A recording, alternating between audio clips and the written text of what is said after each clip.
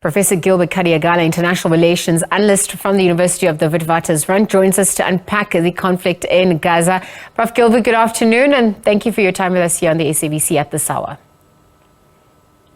Good afternoon. Prof, let's just look at what's transpiring. I mean, there's been calls for ceasefire. We're questioning how effective they are. The UN Security Council again delaying a vote on a draft resolution urging scaled-up humanitarian aid access to Gaza after another day of intense negotiations. What are you observing on that front?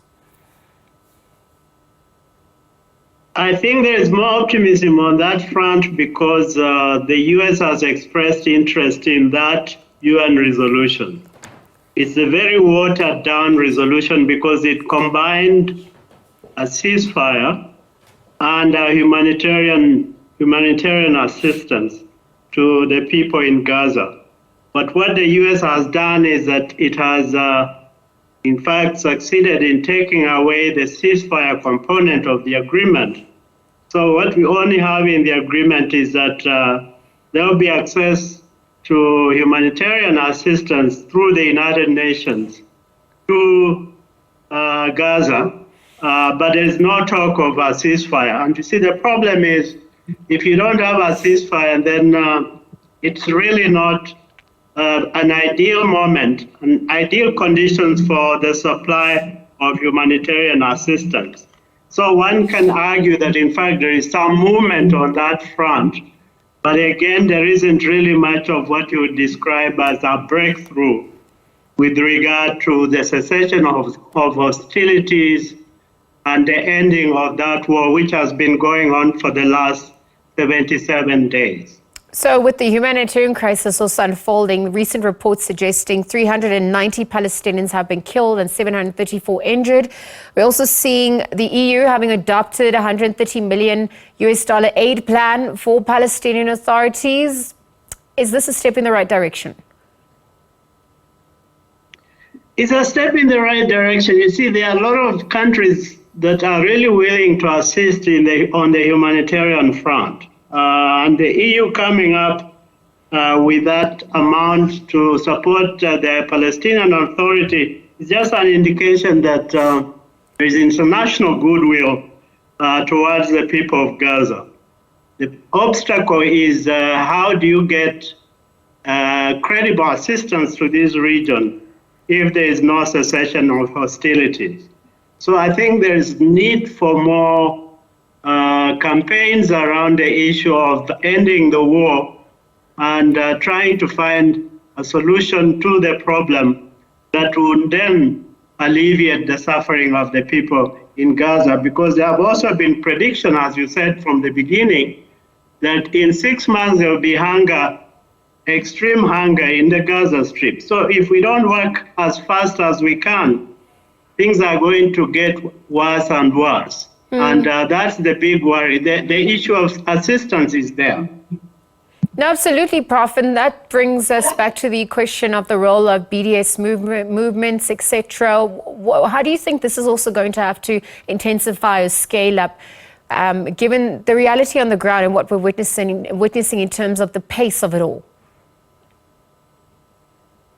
I think as we see more Western countries leaning towards the end of the war, the US will be isolated when it comes to that position. So if there is a global consensus about ending the war, it opens up a front in which the US and Israel will actually be isolated, and therefore probably we may begin to see some movement towards Israel getting to be more drawn to the idea of a ceasefire and therefore the idea of a political settlement to the conflict.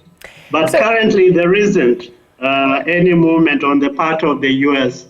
That's why they worked very hard to get this resolution to be watered down to avoid the issue of a ceasefire. Prof, I actually want to then just look at the Middle East at large and just look at the recent attack by the Houthi militant group in the Red Sea. The timing of all of this, how long the attacks could last. The Houthis also heavily backed by Iran. They obviously in support of people in Gaza. What do you think this is also going to do for the dynamics unfolding there? I think that is the third front in the war, because the Houthis have been sending missiles across the region with the target being Israel. But the U.S. has ships in that region, and therefore, if it were not for U.S. warships intercepting the Houthi targets towards Israel, the war would have expanded very fast. So the issue is how we deal with the crux of the problem, which is the Israel-Palestinian problem, before we begin then to look at other additional components of the conflict, which is actually escalating. If it involves Iran directly, then it would even get worse. Now Iran supports the Houthis in Yemen, the rebels there, but if there is a direct escalation whereby the Iranians are now involved directly, it would lead to a big war between the Iranians and the US, and that would really be a terrible situation for the region. So we need to focus first on the critical issue, which is the ongoing war in Gaza and the conflict there, and see whether if we found a solution there, then we could make some difference in the rest of the conflict, because there is also the war going on in Lebanon.